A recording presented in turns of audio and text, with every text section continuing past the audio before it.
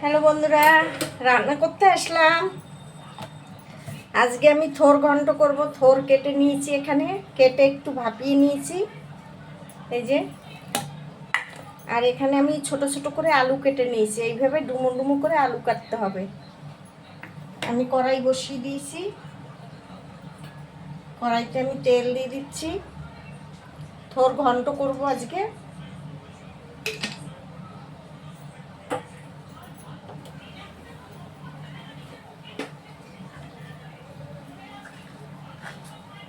দিয়ে দিচ্ছি একটু গোটা জিরে ফোড়ন।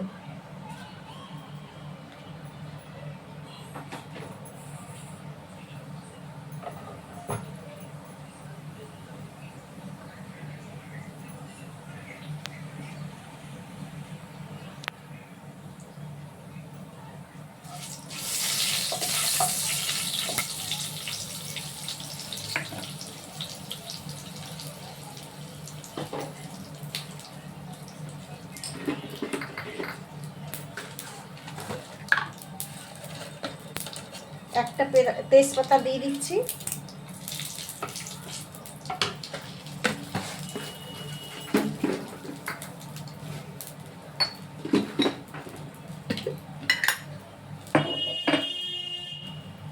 একটা শুকনো লঙ্কা দিয়ে দিচ্ছি।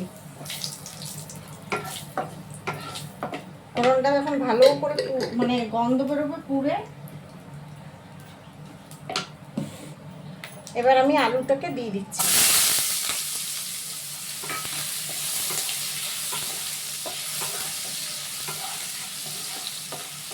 আলুটা খুব সুন্দর করে মানে ভাজা হবে। ঢাকা দিয়ে দিলাম। আলুটা আমার খুব সুন্দর ভাজা হয়ে গেছে একদম। আমি এখানে আদা জিরে বাটা 1 চামচ দিলাম, আর একটু দিয়ে দিলাম। আর কাঁচা লঙ্কা বাটা 1 চামচ দিয়ে দিলাম।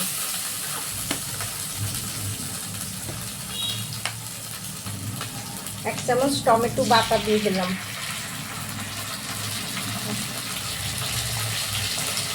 আর 1 চামচ দিয়ে দিলাম।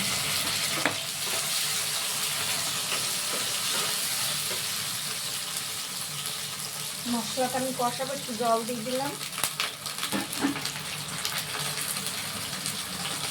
হলুদ আর একটু কাশ্মীরি লঙ্কার গুঁড়ো।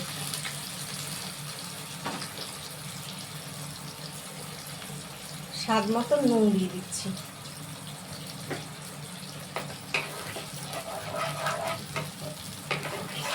এবার এটাকে কষাবো ভালো করে।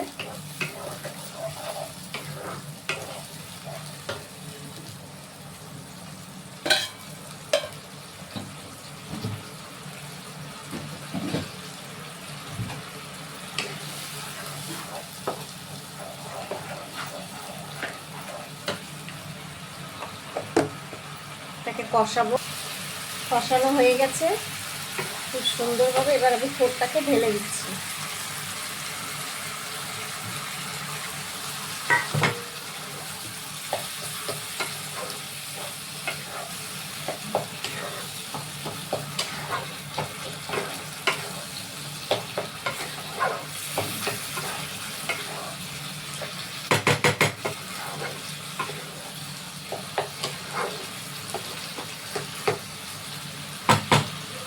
থোরটা আবার ভালো করে এবারে সিদ্ধ হবে। থোর তো সিদ্ধ করাই আছে, মানে জলটাও টানবে, থোরটাও একদম সিদ্ধ হয়ে যাবে। 1 চামচ চিনি দিয়ে দিচ্ছি।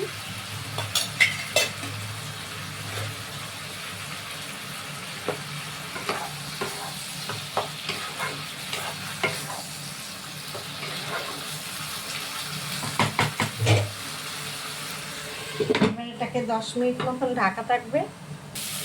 আমার থোরটা হয়েই গেছে একদম, পুরো হয়ে গেছে। এইভাবে থোর ঘন্ট করে খেয়ে দেখবেন, দারুণ লাগে খেতে। একঘেয়ে তো হয়, মানে আমরা বেশিরভাগই থোর ভাজা খাই, ছেচকি খাই। এইভাবে থোর ঘন্ট একবার খেয়ে দেখবেন, খুব দারুণ হয় খেতে। সুন্দর হয়েছে। দারুণ, মানে থোরটাও খুব সুন্দর, থোর গলে গেছে একদম।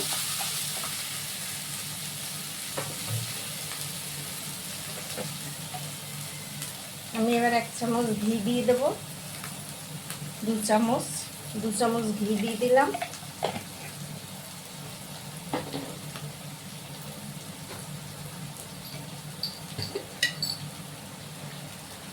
আর একটু গরম মশলা দিয়ে দিচ্ছি।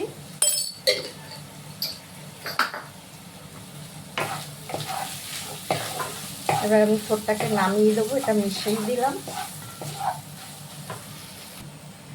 এই হলো আমার থোর ঘন্ট, দেখুন দেখেছেন কি সুন্দর হয়েছে।